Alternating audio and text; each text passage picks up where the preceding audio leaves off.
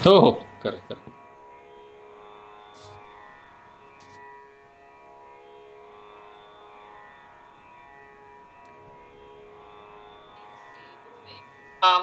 वक्रतुंड महाकाय सूर्यकोटि समप्रभ निर्विघ्नं कुरु मे देव सर्वकार्येषु सर्वदा.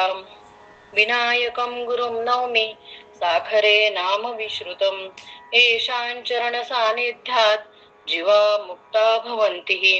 साखरे नाम विख्यातं ज्ञानदानपरायणं विनायकं गुरुं वन्दे भवबन्ध विमुक्तये.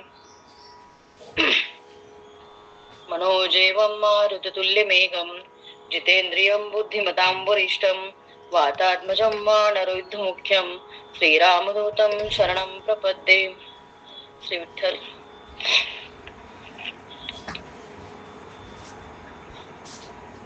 आपण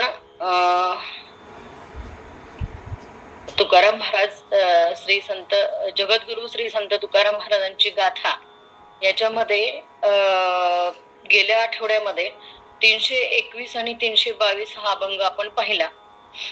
तर आता आपण 323वा अभंग पाहतोय. पुढे किती अभंग होतील हे माहित नाही, कारण चिंतन कसं येईल त्याच्यावर अभंग किती होतील ते ठरेल. कधी एकही होईल, कधी दोन होतील, तर कधी चारही होतील. तर ते काही आपल्या हाती नाही असं आपण समजूया. जशी सेवा होईल तसं महाराज आपल्याकडनं करून घेतील. आपलं महाराजांच्या चरणी निवेदन पाहिजे, तुझी सेवा भगवंता, तू या देहाकडून उत्तमातली उत्तम तूच करून घे. आपण सुरू करूया सेवेला. 323.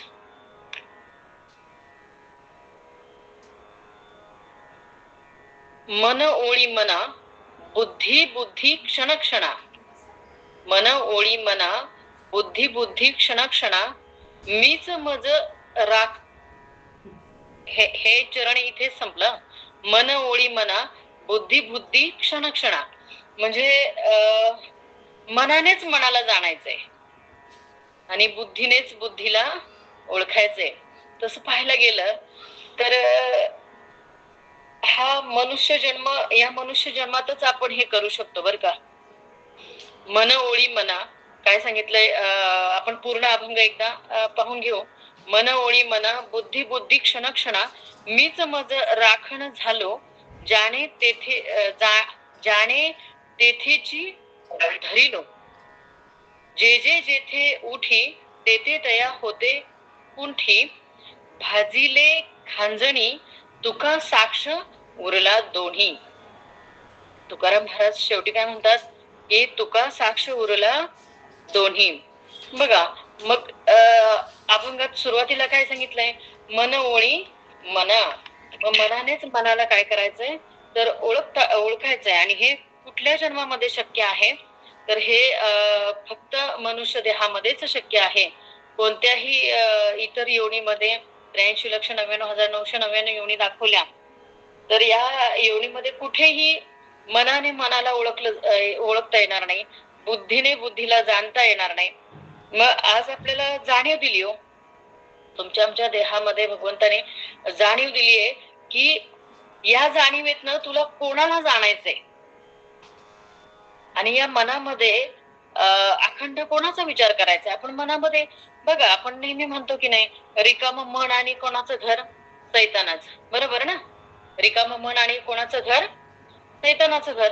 मग ते मन जेव्हा काहीच करत नसतंय ना तेव्हा ते काहीतरी करत असते. एवढं लक्षात ठेवायचं की रिकाम मन असं कधीच राहत नाही. त्या मनाला कायम काहीतरी खाद्य लागतं. आपण नेहमी मी सांगत असते, नेहमीच माझ्या प्रवचनात मी सांगत असते की मन हे त्या याच्याप्रमाणे आहे, भूताप्रमाणे आपल्या मागे लागलेल्या. की बघा त्या भूताला आपण सांगितलेलं असतं की ते येतं आपल्याला मदत करायला की मी काय करू सांग, आणि जेव्हा मला काही काम नसेल तेव्हा मी तुलाच खाऊन टाकणार. मला तर काही काम नाही ना, मग मी तुला खाणार. मग तू कामं सांगतोय तोपर्यंत मी काम करत राहणार. मग आता याच्याकडची सगळी कामं संपली, हे कर ते कर, बंगला बांध, गाडी घे, माडी घे, अमुक तमुक सगळं सगळं सगळं सगळं काही जेवढं काही त्याच्याकडून मागायचं मागायचं होतं तेवढं मागून झालं, सगळं संपलं. आता काहीच काम त्या मनाला दिलं नाही त्या भूताला, तर ते आपल्याला खाऊन टाकेल की नाही. मग आता काय करायचं. तेव्हा मग युक्ती सुचली. सद्गुरु कृपा झाल्याशिवाय आणि सद्गुरूंनी सुचवल्याशिवाय युक्ती सुचत नाही हो. तेव्हा सद्गुरु कृपा झाली आणि सद्गुरूंनी सांगितलं की त्या भूताला अशा कामाला लाव की एक शिडी लावायची आणि सांगायचं वरती चढ खाली उतर, वरती चढ खाली उतर. मग आता ते काम कधी संपेल का.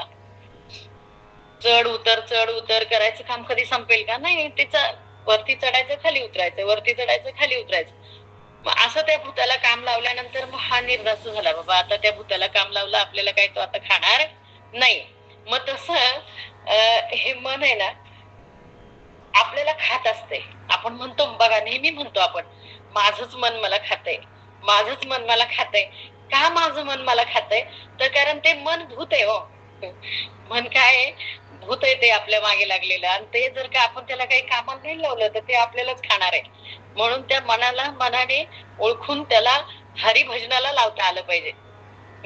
म्हणून कबीर महाराज पण काय फार सुंदर म्हणतात, मन के बैल जो दिसी भटके, मन के बैल जो दिसी भटके, रस्सी लगाओ गुरु ज्ञान की, रस्सी लगाओ गुरु ज्ञान की, बोलो राम राम राम बोलो श्याम श्याम श्याम, बोलो बोलो राम राम राम बोलो श्याम श्याम श्याम.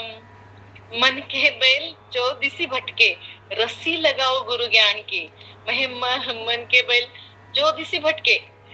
आणि खेती कुठली करायची तर बघा कबीर फार सुंदर आहे तो अभंग कबीरांचा, एकदा पाहून घ्या तुम्ही. मी नेहमी म्हणत असते की मी हे ग्रुपला पाठवेल ते ग्रुपला पाठवेल, पण माझ्याकडनं राहून जाते. कोणी आठवण करा समजा राहिलं तर मी हा अभंग पूर्ण पाठवते. कबीर महाराजांचा खूप सुंदर आहे. बोलो राम राम राम बोलो श्याम श्याम श्याम. मग ह्या मनाला हेच काम लावायचंय आपल्याला. अखंड त्या मनाला ना राम राम राम राम राम हेच काम लावायचं त्याला. कारण ज्या वेळेला आपण रामकृष्ण म्हणू का म्हटलं तो अभंग. म्हणा की. वा वा, किती छान. म्हणा म्हणा. मनवा मनवा मनवा खेती करो हरि नाम की, खेती करो हरि नाम की. पैसा न लागे, पैसा न लागे, रुपया न लागे, ना लागे कवडी दमडी. बोलो राम बोलो राम, बोलो राम राम राम, बोलो श्याम बोलो श्याम, बोलो श्याम श्याम श्याम. मन के बैल, मन के बैल चहुदिशा भटके, मन के बैल चहुदिशा भटके, रस्सी लगाओ गुरु ज्ञान की, रस्सी लगाओ गुरु ज्ञान की. बोलो राम बोलो राम, बोलो श्याम श्याम श्याम. कहत कबीरा सुन भई साधो, कहत कबीरा सुन भई साधो, भक्ति करो हरिहर की. बोलो राम बोलो राम, बोलो श्याम श्याम श्याम. मनवा मनवा खेती करो हरि नाम की. रामकृष्ण हरी. ते रामकृष्ण हरी. अतिशय सुंदर आहे.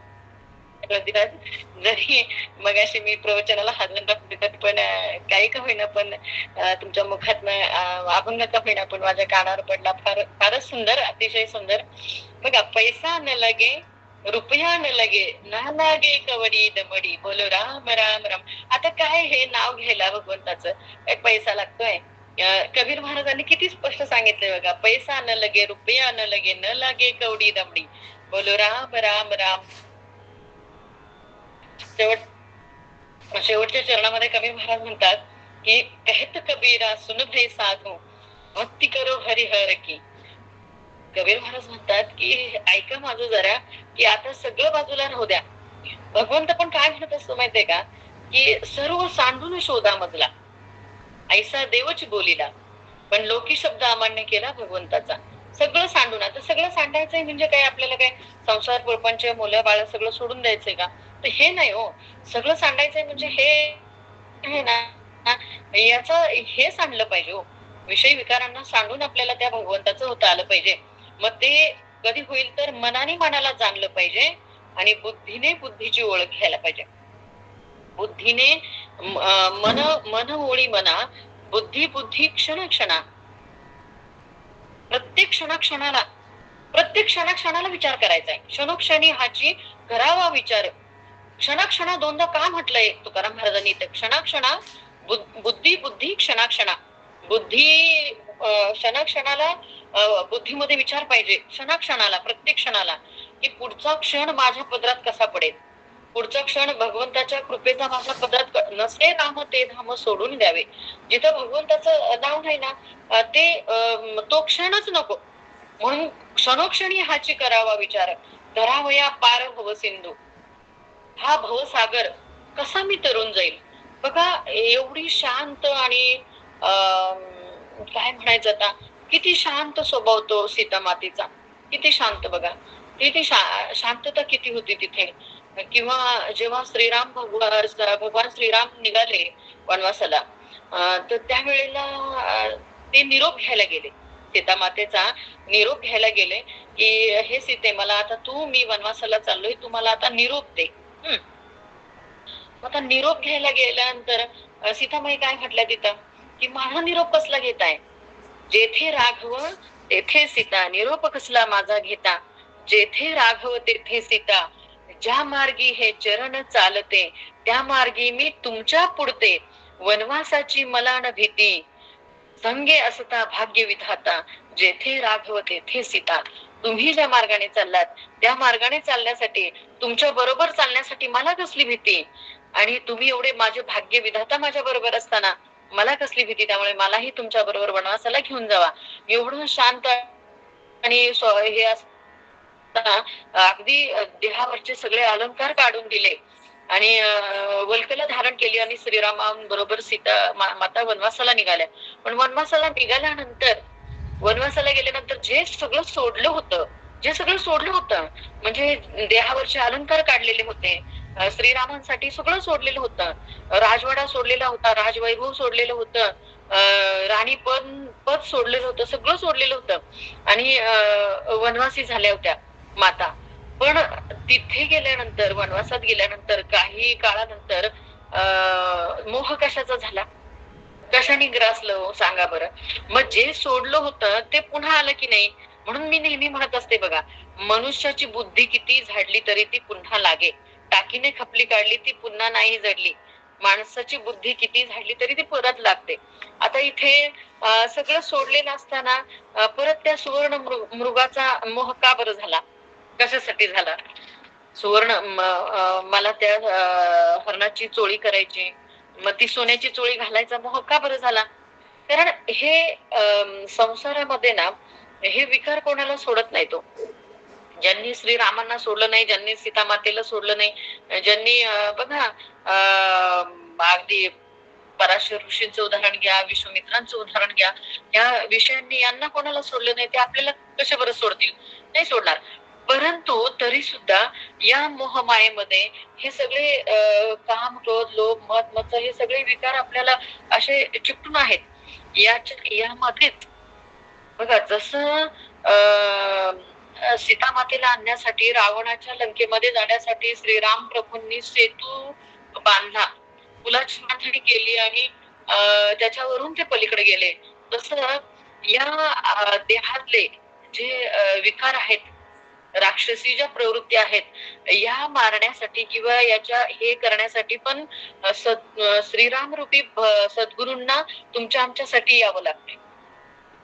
म्हणजे प्रत्येक वेळेला तारण्यासाठी वासना नदी महापुरी, प्राणी बुडताच क्लांती करी, तेथे उडी घालून तारी तो सद्गुरू जाणावा. प्रत्येक वेळेला या वासनेच्या डोहामध्ये आपण बुडत असतोय, आपण अधोगतीला चाललेलो असतो. पण आपल्याला अधोगतीच्या मार्गावरनं, सद्गतीच्या मार्गावर नेणारे आपले सद्गुरू असतात. जसं सीता मातेला तारून आणण्यासाठी समुद्रावर पूल बांधला, तसं या संसार रूपी भवसागरावर, संसार रूपी भवसागर का म्हणतो आपण? कारण ही वासनेची नदी आहे का, ही वासना नदी महापुरी महापूर कशाचा आहे? वासनेच्या नदीचाच आहे. आणि मग तेथे काय आहे? काम मगर मिठी सुटेना. त्या नदीमध्ये गेल्यावर त्या कामरूपी मगरीनेच मिठी मारलेली आहे. मगर मिठी सुटेना, तिरस्कार लागला तुटेना, मद मत्सर ओहोटेना, भुली पडली. मग भुली घालणारे कोण आहे? आपल्याला भुरळ घालणारे कोण आहे? मग असं फसवणारे जे आपल्या देहामध्ये आहेत, फसवणारे कोणी बाहेरचे नाही तो, की बाहेरचा कोणी आला आणि माझ्याशी गोड गोड बोलला आणि माझं घरातलं काय काय सोनं नाणं घेऊन गेला. हे तर वरवरच दिसतंय फसवणार. ते ते निदान म्हणू तरी शकतो आपण की चोर आहेत, चोरटे आहेत, फसवणारे आहेत. अरे पण ते बाहेरचे सोडून दे, द्वैत भाग सोडून दे, पण अद्वैत भाग बघितला ना तर आपल्या देहामध्येच सगळे बसलेले आहेत हे आपल्याला फसवणारे. काम येऊन कधी फसवून जातो कळत नाही, लोभ येऊन कधी फसवून जातो कळत नाही, क्रोध येऊन कधी फसवून जातो कळत नाही. आपण म्हणतो नाही नाही, मी आता ठरवलंय की मी आता कोणावर रागवणार नाही, मी क्रोधावर नियंत्रण मिळवणार. पण होतं का तसं? आपण प्रत्येकाने आपली आपण ओळखून घ्यावी. म्हणून अभंगातच काय म्हटलंय महाराजांनी, मन ओळी मना. मनानेच मनाला ओळायचंय. ओळणं म्हणजे काय, की पूर्वी बघा आपण ज्या वेळेला आपण आता बरेचसे लोक आपण खेडेगावातच आहोत, तर जनावरांच्या मागे जाताना आपण काय म्हणायचो, गायी ओळायला गेले, जनावर ओळायला गेले. म्हणजे ओळणे म्हणजे त्यांना त्यांच्या मागे जाऊन त्यांना सांभाळणे. मन ओळी मना. मनाला मनानेच ओळलं पाहिजे. बुद्धी क्षण क्षणा मीच मज राखण झालो. बघा काय सांगितलं आता. एखाद्या शेतावर बघा पाखरं राखायला जातो की नाही आपण, मग ते पाखरं राखायला जातो का धान्य राखायला जातो? धान्य राखायला. हा, पण आपण म्हणतो काय, पाखरं राखायला. बरोबर. हा, बरोबर आहे ना. मग बघा तुकाराम महाराजांचा फार गोड प्रसंग आहे बर का याच्यावर, फार म्हणजे फार गोड आहे. तुकाराम महाराजांना ज्या वेळेला ते शेत राखायला दिलं ना, त्यावेळेला असंच सांगितलं गेलं त्या धन्याकडून की तुला पाखराची राखण करायची. काय करायची तुला? पाखरांची तुला राखण करायची. मग आता पाखरांपासून शेताची राखण करायची असं काही ते बोलले नव्हते. त्यांनी बोलले होते की तुला पाखरांची तुला राखण करायची. आता तुकाराम महाराजांनी तेवढंच डोक्यात ठेवलं की मला पाखरांना सांभाळायचंय, पाखरांची राखण करायची. मग ते येतात पाखरं खातात, खावा खुशाल, कारण तुम्हालाच तर मला सांभाळायला ठेवलंय ना इथं. आणि मग ज्या वेळेला सगळं शेत ते धन्याचं खाऊन झालं, पाखरांनी सगळं खाऊन टाकलं, त्या वेळेला तो धनी बोलला, अरे तुला मी पाखरं राखायला ठेवली होती आणि तू सगळ्या शेताचा सत्यानाश केला. म्हटलं अहो असं कसं बोलताय तुम्ही? तुम्ही जे सांगितलं तेच काम मी केलं ना. तुम्ही सांगितलं पाखरं राखायची, मी तर पाखरच राखली ना. म्हणजे असं गोड तो प्रसंग आहे, तो ओघाने आठवला म्हणून सांगितला. खरं तर काय सांगितलं इथं, मीच मज झालो. तर मला बघा याच्यामध्ये सूक्ष्मात किती विचार करायचा आहे. तुकाराम महाराजांनी या एका चरणामध्ये आपल्याला काय सांगितलं माहितीये का, मीच मज राखण झालो. दुसरं कोणी मला राखायची आवश्यकताच नाही, माझी राखण मलाच केली पाहिजे. म्हणजे काय, की माझ्याकडे आता कोण आलाय, माझ्याकडे आता क्रोध आलाय, मग त्या क्रोधापासून मला माझी राखण केली पाहिजे. माझ्याकडे आता लोभ आलाय, मग आता त्या लोभापासून मला माझी राखण केली पाहिजे. मीच मज राखण झालो, मला माझी राखण करायची. बघा जो त्याला सगळ्या संतांनी, आता प्रत्येक संतांचे अगदी ओवीनुसार दाखले मला देता येणार नाही, पण सगळ्या संतांनी जो स्वतःच स्वहित करत नाही जन्माला आल्यानंतर, त्याला आत्महत्यारा म्हटलंय. समर्थांनी म्हटलंय तो आत्महत्यारा पातकी, या मूर्खा एवढा घातकी आणिक नाही.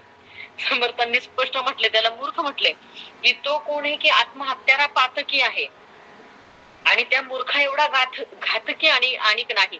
म्हणजे जो आपली आपण ओळखण घेत नाही, जो आपला आपण स्वहित करत नाही, जो आपली आपण राखण करत नाही, जो आपल्याला सोडवत नाही. बघा संतांनी जगाला सोडवलं. तुकाराम महाराज घ्या, ज्ञानेश्वर महाराज घ्या, सगळे संत घ्या, कबीर महाराजांपासून सगळे घ्या. हे कशाला आले होते, की जगाच्या कल्याणात संतांच्या विभूती हे तुमचं आमचं कल्याण करण्यासाठीच आले होते आणि तुमच्या आमच्यासाठी त्यांनी ग्रंथरूपी स्वतःला इथं ठेवून ते गेले. त्यांचे प्रत्येक त्यांचा शब्द आणि प्रत्येक आता ह्या गाथेमधला प्रत्येक अक्षर प्रत्येक शब्द हा तुकाराम महाराजांचा आहे. या गाथेरूपी आपण तुकाराम महाराजांशी आज संवाद करतोय. म्हणजे हे त्यांच्या स्वतः ठेवून गेलेत आणि आपल्याला त्या सन्मार्गावर ते लावून गेलेत. तसं आपण भलेही आपण जगाचं कल्याण न करेना, पण या जन्माला आल्यानंतर तुम्ही स्वतःच तर कल्याण करा. संतांनी हे सांगितलंय, स्वतःच तर सोहित करा, स्वतःला तर उद्धरून न्या. एकदा स्वतः प्रत्येकाने स्वतःला उद्धरलं म्हणजे जगाला उद्धरल्यासारखंच आहे. म्हणून काय सांगितलंय बघा, मी मन ओळी मना बुद्धी बुद्धी क्षणा क्षणा मीच मज राखण झालो जाणे तेथेची धरिलो. जाणे तेथेची धरिलो. बघा मग आता मीच माझी राखण करून काय करायचंय की भगवंताला अखंड त्या श्रीहरीला त्या भगवंताला जाणून जाणीवेतनं त्याला जाणून त्याला तिथे धरता आलं पाहिजे. म्हणजे त्याला हृदयामध्ये साठवता आलं पाहिजे. किंवा त्याला काय म्हणतो आपण, धरीला पंढरीचा चोर, धरीला पंढरीचा चोर, गळा बांधून या दोर, गळा बांधून या दोर, गळा बांधून या दोर, धरीला पंढरीचा चोर. म्हणजे त्या पंढरीच्या चोराला काय करायचंय की आतमध्ये माझ्या हृदयामध्ये साठवता आला पाहिजे. म्हणून साठविला हरी जी हृदयी मंदिरी. मग आपली एरझार कधी संपेल तर त्या भगवंताला जाणून जाणे तेथेची धरिलो. जाणून त्याला मला काय करता आलं पाहिजे, दृढ धरता आलं पाहिजे. जे जे जेथे उठी तेथे तया होते कुंठी. आता पुढच्या दुसऱ्या चरणामध्ये काय सांगितलंय बघा, तिसऱ्या चरणामध्ये जे जे जेथे उठी तेथे तया होते कुंठी. आता एवढं जरी कळलं ना तरी आपल्याला सार समजलं बघा, की जे जे जेथे. आता ह्या एका अभंगामध्ये ना बरचस मिक्स घेतलंय महाराजांनी सगळं असं. मन ओळी मना बुद्धी बुद्धी क्षण क्षणा मीच मज राखण झालो. आणि मनालाच मनाने ओळलं, बुद्धीलाच बुद्धीने जाणलं आणि मीच मला राखण झालो. आणि जाणीवेतनं मी त्या भगवंताला कसं धरलं. आणि पुढे सांगितलंय जे जे जेथे उठी तेथे तया होते कुंठी. मग पुढे सांगितलं की जे जे जिथे निर्माण होत आहे तेथे तिथेच लय जाते. जे जे जेथे उठी तेथे तेथे तिथेची कुंठी. मग बघा थोडक्यात समर्थांनी प्रलय सांगितलाय.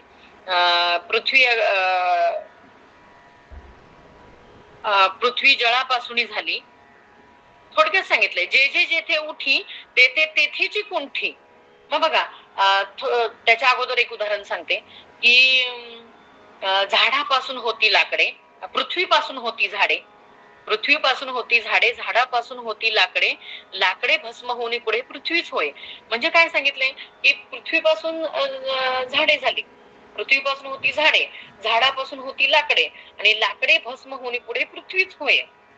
नाना धान्यांची नाना अन्न मनुष्य करती भोजन, नाना विष्टा नाना वमन पृथ्वीच होय. नाना पक्षादिकी बशिले त्यांच्याही पुढे तैसेची झाले, नाना विष्टा नाना वमन पुढे पृथ्वीचे. म्हणजे प्रत्येक उदाहरणामध्ये काय सांगितलंय की जे जे काही पृथ्वीपासून निर्माण होत आहे त्याची पुढे काय होते, पृथ्वीच होते. म्हणून थोडक्यात प्रलय असं सांगितला की पृथ्वी जळापासून झाली. म्हणजे पृथ्वीच कशापासून झाली, जळापासून झाली. पुढे ती जळी मिळाली, जळाची उत्पत्ती वाढली तेजापासून. ते तेज जळ शोषिले, महत तेज आटून गेले, पुढे तेजचे उरले सावकाश. तेज झाले वायूपासून, वायू झडपी तया लागुनी, तेज जाऊनी दाटणी वायूचीच झाली. मग वायू गगनापासून झाला, पुढे तो गगनीच विराला, ऐसा हा कल्पांत बोलिला वेदांत शास्त्री. मग वेदांतात आणि शास्त्रामध्ये हा असा कल्पांत सांगितलाय की पृथ्वी पाण्यापासून झाली, पुढे ती पाण्यामध्येच विरघळली. मग पाण्याची उत्पत्ती कशापासून झाली, पृथ्वी जळापासून झाली, जळीच मिळाली, जळाची उत्पत्ती वाढली तेजापासून, ते तेज जळ शोषिले, महत तेज आटून गेले, पुढे तेज उरले सावकाश. तेज झाले वायूपासून, म्हणजे वायूपासून अग्नी झाला आणि परत त्या अग्नीला वायूनीच झडप घातली. म्हणजे अग्नी वायूपासून झाला आणि वायूनीच परत काय केला, त्याला विझवला. मग वायू गगनापासून झाला आणि तो गगनीच विराला. म्हणजे हे जे जे पंचभूतांचं हे दाखवलंय कल्पांत, हा कल्पांत पंचभूतांचा आहे. पिंडी आणि ब्रह्मांडी हा असाच कल्पांत आहे. म्हणजे ब्रह्मांडाचा कल्पांतही असाच होतो आणि पिंडाचाही कल्पांत असाच होतो. कारण ब्रह्मांडामध्ये पण हीच 5 भूत आहेत आणि पिंडामध्ये पण ही पंचमहाभूतच आहे. पृथ्वी, आप, तेज, वायू आणि आकाश. पिंडी आणि ब्रह्मांडी दोन्हीकडे ही तत्व 5 व्यापून आहेत. मग जसा तो ब्रह्मांडाचा अंत आहे तसाच हा पिंडाचा अंत आहे. मग काय सांगितलं इथे की जे जेथे उठे तेथे तया होते कुंठी. जे जेथे उठी तेथे तया होते कुंठी. भाजिले खाजिले तुका म्हणे तुका साक्षी उरला दोन्ही. भांजिली खांजणी आणि तुका साक्षी उरला दोन्ही. मग ही भांजणी खांजणी म्हणजे काय की हाच कल्पांत दाखवला. हाच काय दाखवला, कल्पांत. आणि तुकाराम महाराज म्हणतात की या दोन्ही कल्पांताला, देहाच्या पण आणि ब्रह्मांडाच्या पण आणि पिंडाच्या पण, या दोन्ही कल्पांताला मी स्वतः साक्षी आहे म्हणतात. मग पुढे काय सांगितलंय, ब्रह्म न लिंबे त्या मेळे. आता ह्या अभंगाचा असाच अर्थ सगळेच कीर्तनकार प्रवचनकार काढतील असं मी म्हणत नाही, पण माझ्या बुद्धीनुसार मी हा असा अर्थ या अभंगाचा सांगण्याचा प्रयत्न मी केला. ब्रह्म न लिंबे त्या मेळे, कर्मा अकर्मा वेगळे. ब्रह्म न लिंबे त्या मेळे, कर्मा अकर्मा वेगळे. तोची एक तया जाणे, पावे अनुभविले खुणे. आता पुढचा जो अभंग आहे 324, तर काय सांगितलंय, ब्रह्म न लिंबे त्या मेळे. आता हा जो कल्पांत आहे पिंडाचा आणि ब्रह्मांडाचा, या पहिल्या चरणामध्ये काय सांगायचंय, थोडे असे अभंग आता थोडे सोपे सोपे राहिले नाही, तर थोडस मध्ये मध्ये अवघड पण येतंय आपल्याला, डोक्यावरनं जाईल, जड होईल, पण ते थोडं समजून घेणं गरजेचं आहे. जसं आता आपण वरच्या अभंगामध्ये पूर्ण पिंड ब्रह्मांडाचा कल्पांत पाहिला, तसा पुढच्या अभंगामध्ये काय सांगितलंय की ब्रह्म न लिंबे त्या मेळे, की परब्रह्माला याच्याशी काही घेणं देणं नाही. ब्रह्म न लिंबे त्या मेळे, परब्रह्माच्या अंगी हे काही चिटकत नाही, परब्रह्माला हे काहीच लागत नाही. कारण हे कसं आहे, या सगळ्याच्या पलीकडे हे निर्गुण निराकार जे आहे ना, ते त्याला नैनम छिंदंती शस्त्राणी नैनम दहती पावका. म्हणजे त्याला शस्त्राणी तोडता येत नाही, त्याला ब्रह्माला काहीच, हे जे आहे पिंड ब्रह्मांडाचा जो कल्पांत आहे हा परब्रह्माला लागू पडत नाही. म्हणून काय सांगितलंय, ब्रह्म न लिंबे त्या मेळे. त्या मेळामध्ये ते ब्रह्म परब्रह्म येत नाही. कर्मा अकर्मा वेगळे. ते कसं आहे, कर्म आणि अकर्म वेगळं आहे. त्याला कर्म अकर्म त्याला त्या परब्रह्माला लागू पडत नाही. म्हणून बघा, पूर्वीच्या बायकांची एक अशी म्हण आहे, काल पण थोडस त्या विषयावर आपल्याला ब्रह्मनाथकर महाराजांनी थोडा विषय घेतला होता तो. तर पूर्वीच्या बायका नेहमी म्हणायच्या बघा, 16 सहस्र नारी भोगुनी तो ब्रह्मचारी. त्याला काहीच नाही, म्हणजे त्याला कुठल्याच गोष्टी लागू पडत नाही. आता 16,108 बायका आपण म्हणतो भगवंताच्या, परब्रह्माच्या, 16,108 बायका श्रीकृष्णाच्या. मग त्या काल पण आपण तो विषय घेतला की 16,108 बायका जरी असल्या तरी पण त्याला ब्रह्मचारी कसं काय म्हणायचं मग, कारण त्याला हे सगळं काहीच लागू पडत नाही. परब्रह्म कसं आहे, सगळ्यापेक्षा कसं आहे, ते वेगळं आहे. आणि 16,000 बायका वरवर जर बघितल्या आपण, 16,100 बायका वरवर, खऱ्या श्रीकृष्णाच्या बायका 8च दाखवल्या आणि त्या आपल्याला सगळ्यांना माहिती आहे. तर बघूया आपण, समजा माझ्याकडून एखाद दुसरी राहिली तर तुम्ही सगळे श्रोते ज्ञानी आहात, तुम्ही पण सांगाल. एक कोणती सांगा की, श्रीकृष्णाच्या बायका सांगतात का कोणी? 16,000 16,100 राहू द्या की, 16,001 राहू द्या, त्या माहिती आहेत आपल्याला. 8 बायकाच सांगा फक्त मला. पूर्वी ऋषी होत ना ते. रुक्मिणी एक, रुक्मिणी, सत्यभामा, जामवंती. थांबा, एक जण बोलत असतो ना, एकाने माईक बंद ठेवा की. हा दादा बोला. रुक्मिणी, हा सत्यभामा, हा जामवंती, बरोबर, लक्ष्मणा, लक्ष्मणा, हा अजून अजून नाही सांगता येत. अजून कोणाला माहितीये? आता 4 झाल्या बरं का, 8 बायका आहेत, 4 झाल्या. हा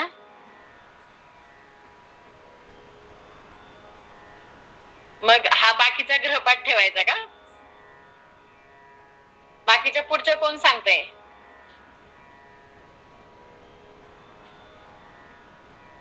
पुढच्या कोण सांगतंय?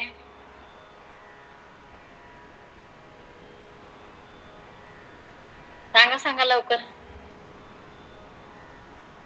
सर्च करून सांगितलं तरी चालेल. बघायला जमतंय का कोणाला?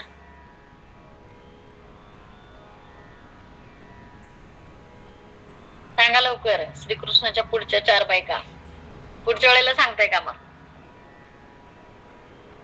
मला वाटतं त्याच्यामध्ये ही पण आहे. कोणाला माहितीये? राजकुमार महाराज सांगताय का श्रीकृष्णाच्या पुढच्या 4 बायका? नाही, आता तुम्ही सांगा. प्रवासामध्ये मी गाडीमध्ये ऐकायला लावलं, प्रवासात आहे. हे बघा, जातोय. कालिंदी, हा 5 झाल्या. भद्रा पण आहे. भद्रा पण आहे, हा 6 झाल्या. मित्रविंदा 7 झाल्या. हा नागनजिती. हा नाही, हे नाव जरा चुकीचं आहे काहीतरी. परत एकदा सर्च करा नंतर. कोसळ राजाची बायको येते, आपलं कोसळ राजाची मुलगी आहे. सत्य पण तिला म्हणतात, तर नागनजिती पण म्हणतात. सत्या हा सत्य. हा मी सत्य ऐकलं. सत्यभामा, रेवती, चालेल. सत्यभामा, रेवती, जामवंती.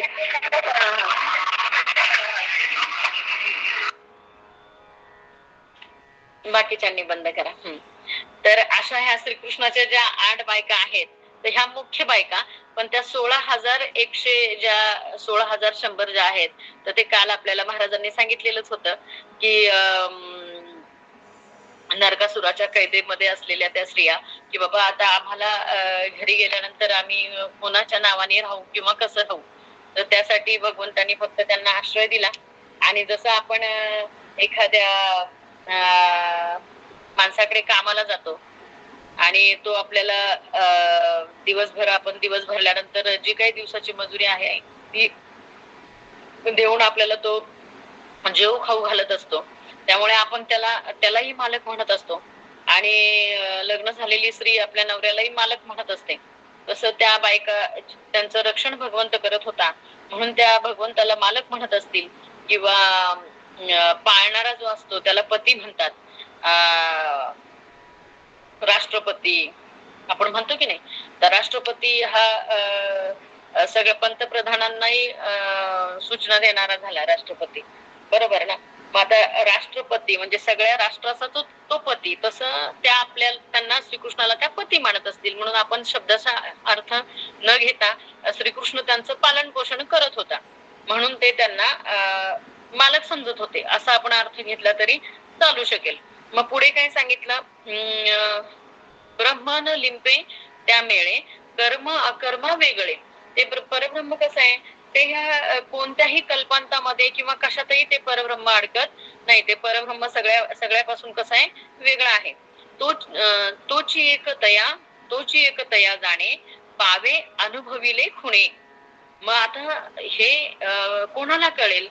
तोची एक तया जाणे, पावे अनुभविले खुणे. मग प्रत्येक गोष्ट जी आहे तर साक्षी तो भगवंत आहे, आणि त्यालाच हे समजणार जे काय आहे म्हणजे येणे जाणे, कल्पांत, सगळं सगळं जे वरच्या दोन्ही अभंगामध्ये सांगितले ना, तर हे सगळं करता अकर्ता सगळ्याचा तोच असून परत तो कसा आहे या सगळ्यापासून वेगळा आहे, सगळं जाणणारा तो आहे. भगवंत गीतेमध्ये पण काय सांगतात की हे सगळं करणारा मीच आहे. अर्जुना तू फक्त निमित्त मात्र आहेस. अर्जुन ज्या वेळेला म्हटलं हे सगळे माझे आहेत आणि यांना मी कसं मारू, तेव्हा सगळं करणारा मी आहे, तू फक्त काय निमित्त मात्र आहे. आणि त्यावेळेला विश्वरूप दर्शन दाखवून अर्जुनाला दाखवावं लागलं भगवंताला की ह्या सगळ्यांना मी अगोदरच मारलेला आहे, फक्त आता तू काय कर, निमित्त मात्र हो. म्हणून तोची एक तया जाणे पावे अनुभविले पुणे. मग तो सगळं जाणणारा तो भगवंतच आहे. पुढे सांगितले शौच असौचाची संधी तन आळा तनामध्ये. काय सांगितले बघा, शौच असौचाची संधी तन आळा तनामध्ये. मग आता एखाद्याला बघा उदाहरण सांगते, एखादं बाळ जेव्हा झोपलेलं असतंय तेव्हा ते बाळ झोपता झोपता आईला म्हणतंय बघा काळजीपोटी की जे आता एक गमतीदार दृष्टांत मी खूप लहानपणी ऐकला होता आणि तो आता एका ओघाने आठवला म्हणून सांगते की ते बाळ आईला म्हणतंय की आई मला हागू आल्यावर तू उठव. काय म्हणतंय ते की मला झोपेत हागू आली ना की तू उठव. तर ती आई काय म्हणत असते माहितीये का बाळाला, अरे बाळा तुला हागू आल्यावर मी उठवायची काही गरज नाही, तुला ते हागूच तुला उठवेल. लक्षात येत आहे? म्हणजे शौच असौचाची संधी तन आळा तया मध्ये. मग आता हे सांगावं लागतंय का ह्या गोष्टी कोणाला की बाबा आता की दुसऱ्याला आठवण करून द्यावी लागते, नाही ना या गोष्टीची. मग पुढे काय सांगितलंय, तसंच आपलं आपणच मागच्या पण वरच्या पण अभंगात सांगितलंय की हे जसं आपलं आपल्यालाच कळतं आणि कळून घ्यावं लागतं, तसंच आपल्याच मनाला आपण स्वतः वळलं पाहिजे आणि आपल्याच बुद्धीला क्षणाक्षणाला जाणलं पाहिजे. म्हणून पाप पुण्य नाही ठाव तुका म्हणे सहज भाव. म्हणून पुढे काय सांगितलंय शेवटच्या चरणामध्ये, पाप पुण्य नाही ठाव तुका म्हणे सहज भाव. पाप पुण्याचा ठाव बघा आता त्या वाल्या कोळ्याने त्याच्या पाप पुण्याचा हिशोब ठेवला म्हणून आहे ना, पण आता तुमच्या आमच्या पाप पुण्याचा हिशोब आहे का हो? आता आपल्याला काय माहिती की किती दिवसातनं किती वेळा आपल्या पायाखाली मुंगी येते, दिवसातनं किती वेळेला कळत न कळत आपल्याकडनं पाप होत आहे. मग पाप पुण्य नाही ठाव आपल्याला माहितच नाही. मग आपण तो हिशोब लावू शकतो का पाप पुण्याचा? नाही लावू शकत. मग आपल्या पाप पुण्याचा हिशोब कोणाकडे? आपला पाप पुण्याचा हिशोब कोणाकडे? त्या भगवंताकडे. मग आपण सगळं त्याच्यावर सोपून मोकळं व्हायचं. भगवंत तुझं तू जाण, बरोबर ना. तुका म्हणे सहज भाव. माझा हा सहज भाव आहे, माझा हा सहज भाव आहे की मला पाप कळत नाही, मला पुण्य कळत नाही, मला काहीच कळत नाही. मला फक्त एवढं कळतं भगवंता मी तुझा आणि तू माझा, बरोबर ना. बाकी पाप पुण्य काय आहे ते तुझं तू बघून घे, पण मला अखंड तू काय कर तर तुझ्या चरणापाशी ठेव. सदा संगती सज्जनाची घडावी किंवा धरावी. अखंड संगती कोणाची घडली पाहिजे तर सज्जनाची घडली पाहिजे. आणि सज्जनाच्या संगतीमध्ये आल्यानंतर आपल्याला कळून येतो की आपण आतापर्यंत आपल्या देहाकडून किती पाप झाली किंवा साधी गोष्ट आहे, परनिंदा पापाय, परधन पापाय, परपीडा पापाय. मग आता हे जे नियम आहेत तर हे बघा हरिभक्ताला लागू पडतात, भगवंताच्या भक्ताला लागू पडतात. मग आपण वारीच्या वाटेने ज्या वेळेला आपण जात असतो त्यावेळेला आपण काय करावं? पंढरपूरच्या वारीच्या वाटेने जेव्हा आपण जात असतो तेव्हा आपण काय करावं तर अखंड त्या भगवंताचं नामस्मरण करावं.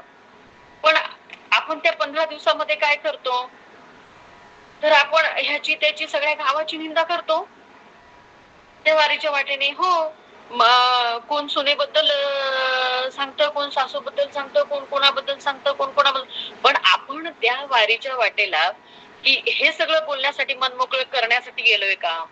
आपल्या मनामध्ये जे काही भरलंय ते मोकळं करण्यासाठी आपण गेलोय का त्या वाटेला? नाही. मग आपण त्या वारीच्या वाटेला कशासाठी गेलोय की या प्रत्येक पाऊलागणेच माझ्या भगवंताचं नामस्मरण या वाट्याने झालं पाहिजे. वाट चालता पाऊली यज्ञ पाऊला पाऊली नाम घेता वाट चाले. त्या भगवंताचं नाम घेत घेत जर का आपण वाट चालली ना तर प्रत्येक पावला पावली काय आहे तो यज्ञ आहे. आणि ते न करता आपण या 15 दिवसामध्ये काय काय उद्योग करतो त्या वारीमध्ये पाहावे आपण असे आपण हे कोणी कोणाला सांगायची गरज नाही हो. हे जास्त त्याला कळलं पाहिजे. म्हणून फार सुंदर हा अभंग आहे पहिला जो घेतला ना आपण 323वा अभंग की मन ओळी मना बुद्धी बुद्धी क्षण क्षणा. की ह्या मनाला किती ओळावं लागतंय आणि किती बघा किती वळलं ना तरी ते परत तिथंच. किती वळलं तरी परत तिथंच.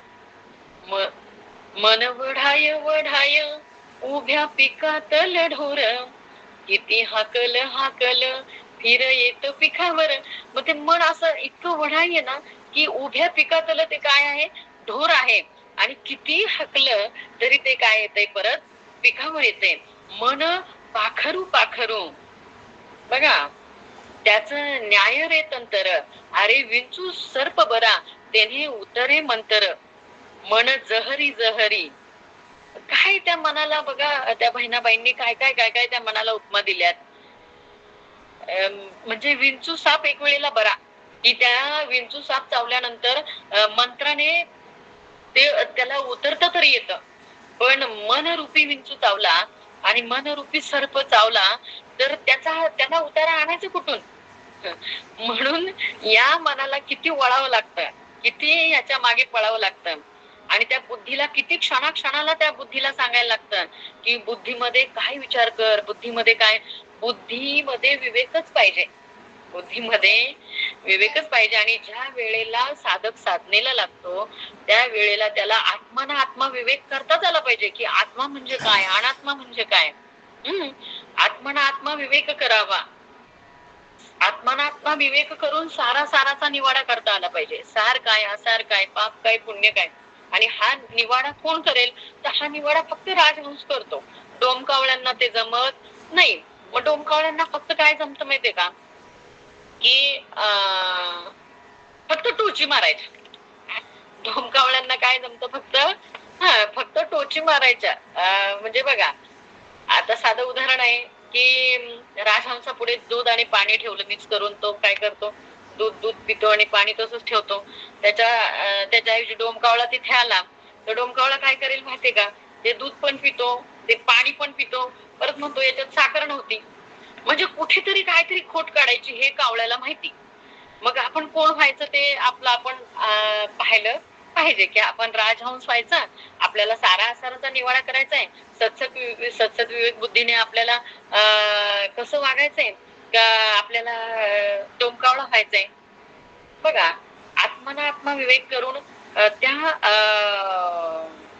त्याला हे जाणता आलं पाहिजे की अगदी पृथ्वीपासून ब्रह्मलोकापर्यंत सर्व विषयाचा त्याग मला करता आला पाहिजे. सर्व विषयाच्या त्यागाच्या भोगाचा मला काय करायचा आहे सर्व विषयाच्या भोगाचा त्याग करायचा आहे. तर तो काय होणार आहे वैराग्य त्याला प्राप्त होणार आहे. नाहीतर अन्यथा तो काय आला हेला आणि पाणी वाहतच गेला.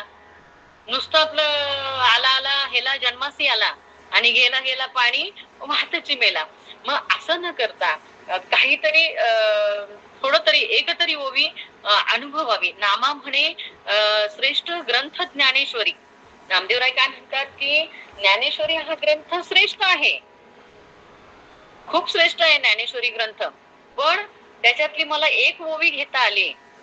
नामा म्हणे ग्रंथ श्रेष्ठ ज्ञानेश्वरी एक तरी ओवी अनुभवावी. त्याच्यातली एक ओवी जर का मी घेतली तरी बघा अजून एक उदाहरण सांगते. माऊलींचीच ओवी आहे की वेद अनंत बोलिले अनंत भेद सुचिले. वेदाने अनंत सांगितले अनंत भेद सुचिले तरी आपण काय आता ती ओवी पूर्ण काही आठवत नाही तरी आपण हित ते आपुले त्याची घ्यावे. बघा आठवली वेद अनंत बोलिले अनंत भेद सुचिले तरी आपण हित ते आपुले तेची घ्यावे. माऊली म्हणतात की वेदाने अनंत सांगितलंय, अनंत भेद उकलून दाखवले, तरी त्याच्यातलं आपल्याला आपलं हित काय आहे तेवढं तरी घेता आलं पाहिजे. सगळं विश्व सगळं सगळं पाणीच पाणी झालंय सगळीकडे. तो काय सगळं ते सगळंच पाणी भरून घ्यायचं का? आता साखरे महाराज लेप झाले का काय? हा होते जॉईन. आता मगाशीच ते म्हणत होते की आमच्या तिकडे पाऊस नाही, पाणी नाही, आणि सगळी पिकं वाळून चाललीत. अगदी पिकांकडे बघितलं की करमत नाही. सगळे असे माना टाकलेली पिकं बघितली की वाईट वाटतंय, करमत नाही. आता तिकडे पाऊस नाही, आपल्याकडे पाऊस आहे. आता पाऊस नाही आणि एकदम पडला तर मग त्यांनी काय करायचं? सगळा घरच त्या पाण्याने भरून घ्यायचं का? समजा पडला तिकडे पाऊस, मग तो किती भरून ठेवायचा? आपल्याला जेवढं लागतंय तेवढं तरी भरून घ्यावं ना. म्हणजे काय सांगायचं की इथं समुद्र आहे. ज्ञानेश्वरी म्हणजे समुद्र आहे. तुकाराम महाराजांची गाथा म्हणजे समुद्र आहे. श्रीमद दासबोध म्हणजे समुद्र आहे. अगदी एकनाथी भागवत म्हणा किंवा भागवत महापुराण म्हणा, हे ग्रंथ काय थोडे आहेत का? शिवगीता, रामगीता, गुरुगीता, गर्भगीता, उत्तरगीता, अवधूतगीता, वेद आणि वेदांत, भगवद्गीता, ब्रह्मगीता, हंसगीता, पांडवगीता, गणेशगीता, यमगीता, उपनिषदे, भागवत कमी आहेत का ग्रंथ? एवढे सगळ्या ग्रंथांचा अभ्यास करण्यापेक्षा एक ओवी जरी अनुभवली. जनाबाई माऊली काय म्हणतात? फार सुंदर आहे अभंग. वाचावी ज्ञानेश्वरी, डोळा पहावी पंढरी, ज्ञान होय मुढा अति मूर्ख त्या दगडा, ज्ञान होय अज्ञानासी ऐसा वर त्या टिकेसी, आणि वाचील कोणी जणी त्यासी लोटांगणी. काय म्हटलंय की जो कोणी हा श्रेष्ठ ग्रंथ ज्ञानेश्वरी वाचेल त्याला जनाबाई काय घालेल तर साष्टांग दंडवट घालेल, जणी त्यासी लोटांगणी. एवढा सुंदर हा ज्ञानेश्वरी ग्रंथ आहे. किंवा प्रत्येक ग्रंथच, कुठलाही ग्रंथ, आता हा आपण गाथा समोर आहे, मग तुकाराम महाराजांनी याच्यात काही थोडं भरून ठेवलंय का हो? अख्ख्या म्हणजे तुमच्या आमच्या जन्मापासून तर शेवटापर्यंत आपल्याला पुरेल एवढं धन संपत्ती याच्यामध्ये आहे. पण आपण बघतो कुठली? द्वैतातली. बरोबर ना? की जी आपल्या बरोबर त्याचा काहीच उपयोग नाही हो. त्याला सगळे वाटण्यांना बसणार आहेत. आपण गेल्यानंतर आपल्या गळ्यात मध्ये ना साधी एखादी पोत जरी असेल ना, तरी ती तोडून त्याचे मणी सुद्धा वाटून घेतील. मणी सुद्धा वाटून घेतील त्या पोथीचे. किती जेवढे मणी भरतील आणि जेवढे वारस असतील, 4 पोरं वगैरे, तर ते त्या पोथीचे मणी सुद्धा. आणि हे प्रकरण घडली पण असतील माहितीये, त्याशिवाय हे इथे येणार नाही. अगदी त्या पोथीचं मणी वाटून घेतील. म्हणजे जे काही द्वैतातली संपत्ती आहे ना त्याच्या वाटण्या होणार आहेत. पण ही जी संपत्ती आहे ना, हे जो गाथा आहे, हे जे ग्रंथ आहेत, ही जी संपत्ती आहे तुमचे आमचे, याला वाटेकरी कोणीच नाही. हे आपली आपण करा साठवण, संसार बंधन तोडा वेगी. हे माझं जे म्हणतो आपण, हे तत्काळ आपण तोडता आलं पाहिजे आपल्याला. आणि याच्यामध्ये किती अडकायचं? आपली मुलं झाली, आपण ठीक आहे, आपली मुलं आपण जन्माला घातली म्हणून त्यांचं सगळं यथायोग्य झालं पाहिजे, ही जबाबदारी आपली आहे, मान्य. कारण आपण त्यांना जन्माला घातले म्हणजे त्यांना आपण वाऱ्यावर सोडता येत नाही. मग आपल्या मुलांची जबाबदारी आपण घेऊ, पण त्यांच्या मुलांची जबाबदारी आपण का बरं घ्यायची? त्यांच्या संसाराची जबाबदारी पण आपणच घ्यायची. म्हणजे आपल्याही मुलांना आपण सांभाळायचं, आपल्याही मुलांचं शिक्षण पाणी आपण करायचं, परत त्यांच्याही होणाऱ्या मुलांना आपण सांभाळायचं. हा कुठला न्याय? परत अगदी पतवंडापर्यंत आपण बघत असतो, मला पतवंडाचं तोंड पाहायचंय, किंवा कोणी म्हणतंय पतवंडाच्याही मुलाचं तोंड पाहायचंय. अरे बापरे, म्हणजे कुठपर्यंत या संसारामध्ये आपण कुठवर अडकायचं? आपल्या पुरतं ठीक आहे ना, आपण मुलांना जन्माला घातलं म्हणजे त्यांना योग्य मार्गावर लावणं हे आपलं कर्तव्य आहे. ते करून आपण मोकळं व्हावं, बाकी कशातही न अडकणं. कारण आपल्याला संसार बंधन वेगी तोडायची. क्षणोक्षणा हाची करा विचार, ठरवया भार पार भव सिंधू, नाशिवंत देह जाणार सकळ, कुठल्या क्षणाला देह आपल्याला सोडून जाईल सांगता येणार नाही. आपण म्हणत असतो कालच माझ्याशी बोलला आणि आज असं कसं काय झालं, किंवा तुम्हीच म्हणाल उद्या कालच ताईंचं प्रवचन झालं आणि आज असं कसं काय झालं. काही सांगता येत नाही. पुढचा क्षण कोण समय येईल कैसा नाही देहाचा भरोसा. निमिष भरताना भरता निमिष जाणे लागेल. संसार म्हणजे महापूर माझे झळचरे अपार. संसार म्हणजे हा महापूर आहे. संसार म्हणजे सवेची स्वार नाही मरणास उदार. कोण आहे इथं मरणाला उदार. संसार म्हणजे सवेची स्वार नाही मरणास उदार. मापी लागेले शरीर घडीने घडी. पण शरीर तर मापी लागलंय ना. मरणाला कोणी उदार नाही, पण शरीर तर मापी लागलंय. नेहमी आपण प्रवचनात ऐकतो इतरांच्या पण, जे कोणी महाराज मंडळी असतील त्यांच्याही पण, की शरीर आपलं जे बालपणीचं होतं ते तरुणपणात नाही, जे तरुणपणीचं होतं ते वृद्धापकाळात राहणार नाही. बरोबर ना. बालपणी आपण रांगत होतो, मग आता आपण रांगतोय का. बालपणी आपल्याला उठता बसताही येत नव्हतं, चालायला पावलं पण आपण हळूहळू टाकायला शिकलो. मग तशी आपली आता अवस्था आहे का. नाही. मग ते बालपणचं शरीर आपलं मेलेलंच आहे. आपण 10 वर्षाचं शरीर होतं ते आपलं मेलेलं आहे. 15 वर्षाचं शरीर होतं ते मेलेलं आहे. म्हणजे प्रत्येक वेळेला आपण मागचे फोटो पाहिलेत ना, तर त्या मागच्या फोटोत ना आपण मेलेलो आहे. मग आपण ह्या नासक्यामध्ये किती अडकलोय. हा नाशिवंत देह जाणारा सकळ हे आपल्याला माहिती असताना आपण ह्या नासक्या देहामध्ये अडकलोय. आणि जे शाश्वत परब्रह्म जे तुमच्या आमच्या प्रत्येकाच्या देहामध्ये कार्याला आहे त्याची ओळखच आपण घेत नाही. आपल्याला सद्गुरु कृपा झाल्याशिवाय हे आपल्याला कळत नाही की मरणारा मी नसून मरणारा कोण आहे, तर मरणारा हा देह आहे. तुझं तुझं नवे हे शरीर, तिथे इतरांचा कोण विचारत. हा देह मरणारा आहे, मी मरणारा नाही. मी म्हणजे कोणता अंतरीचा अंतरात्मा. मग आत्म्याला मरण कधीच नसतं. मरण आहे ते कशाला आहे, देहाला आहे. आणि हे कळेल कधी, तर सद्गुरूंशी शरण गेल्याशिवाय आपल्याला हे कळत नाही. आत्मा मरतो का. आता आपण बऱ्याच ठिकाणी मी पण ऐकलंय, बऱ्याच ठिकाणी आपण ऐकतो दशक्रिया विधीला श्रद्धांजली वाहताना म्हणतात की अमुक तमुक यांच्या मृत आत्म्यास शांती लाभो. आता आत्मा कधी मरतच नाही, तर त्याला आपण मृत कसं काय केलं. मृत आत्मा कसं काय म्हणू शकता तुम्ही. मृत आत्म्याला मृत्यूच नाहीये. मग मरतय कोण, शरीर. मग तुम्हाला म्हणायचं येत ना, तर असं म्हणा ना की आत्म्यास सद्गती लाभो. आत्मा आहे ना, त्याला ती वर्षभर त्याचा तो प्रवास असतो. गरुड पुराणामध्ये स्पष्ट वर्णन आहे सगळ्या गोष्टीचं. तर ते वर्षभराचा तो आत्म्याचा ते काय असतो, प्रवास असतो. आणि मग त्याची ती पुढची गती असते. मग आत्म्याला काय गती आहे. कर्मानुसार प्राणी पडती नाना देशी अथवा विदेशी. ती कर्माची गती आहे. मग आता ती कर्माची गती जर का आत्म्याला असेल, तर त्याला आपण मृत कसं काय म्हणू शकतो. मरणारा आहे ते शरीर आहे. आणि शरीराला एकदा जाणलं ना आपण, की आपल्याला त्याची हेच राहत नाही, आसक्ती राहत नाही शरीराला. जोपर्यंत बघा, जेव्हा आपण कुठेही निघालो की कशी आपली बॅग भरून तयार असते की नाही, बरोबर ना.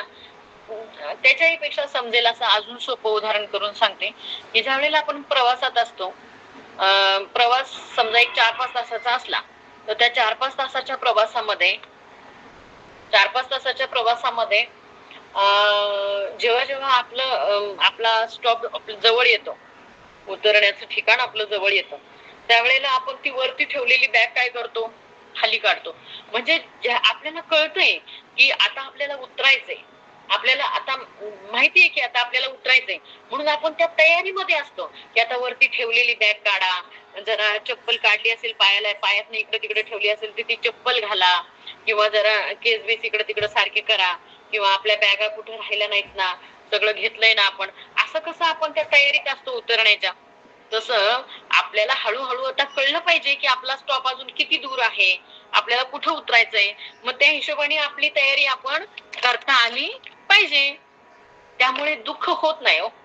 आणि दुःख करून घ्यायचंच कशाला. आपल्याला माहितीये ना की आपण न मरणारे, आपण मरणारे नाहीच आहे. मरणारे काय, देह आहे.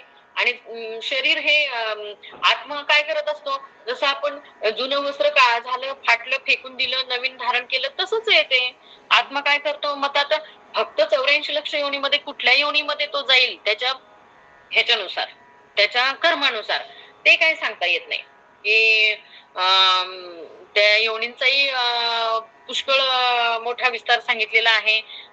जलजा म्हणजे जलचर प्राणी किती आहेत, स्वेदेज किती आहे, अंडज किती आहे, सगळं सगळं ते विस्तार दिलेला आहे. तेवढा विस्तार करण्यासाठी आपल्याकडे आता वेळ संपलेली आहे, त्यामुळे फार खोलात न शिरता परत आपण अभंग वाचू.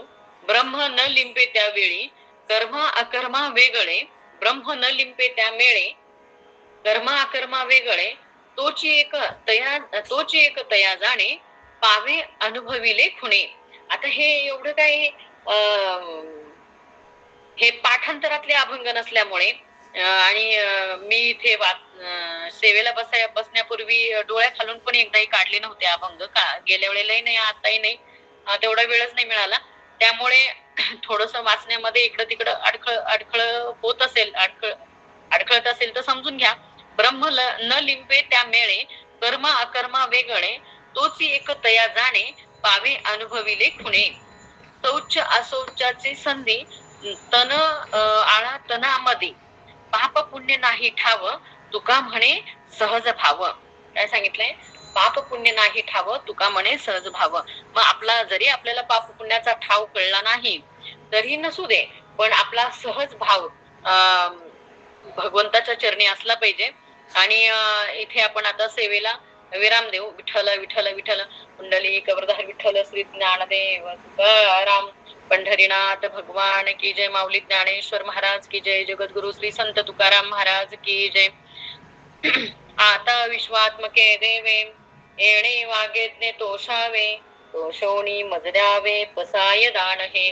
जे खळांची व्यंकटी सांडो, तया सत्कर्मी रती वाढो, होता परस्परे पडो मैत्र जीवांचे, दुरितांचे तिमिर जाओ, विश्वस्वधर्म सूर्य पाहो, जो जे वांचील तो ते लाहो, प्राणी जात वर्षत सकळ मंगळी, ईश्वर निष्ठांची मांदियाळी, अनवर्त भूमंडळी भेट तू तया भूता. चला कल्पतरूचे आरव, चेतना चिंतामणीचे गाव, बोलती जे अर्णव पियुषांचे, चंद्रमेचे अलांछन, मार्तंड जे तापहीन, ते सर्वाही सदा सज्जन सोयरे होतू. किंबहुना सर्व सुखी पूर्ण होऊनी तिही लोकी, भजे जो आधी पुरुखी अखंडित, आणि ग्रंथ उपजीविये विशेषी लोकीये, दृष्टांदृष्ट विजय होवा वेजी. एथ म्हणे श्री विश्वेश्वरा हो, हा होईल दान पसाओ, येणे वरे ज्ञानदेव सुखिया झाला, येणे वरे ज्ञानदेव सुखिया झाला. कुंडली कवरधार विठ्ठल श्री ज्ञानदेव तुकाराम, पंढरीनाथ भगवान की जय, माऊली ज्ञानेश्वर महाराज की जय, जगद्गुरु श्री संत तुकाराम महाराज की जय, सब संतन की जय. जय जय रघुवीर समर्थ रामकृष्ण हरी सर्वांना.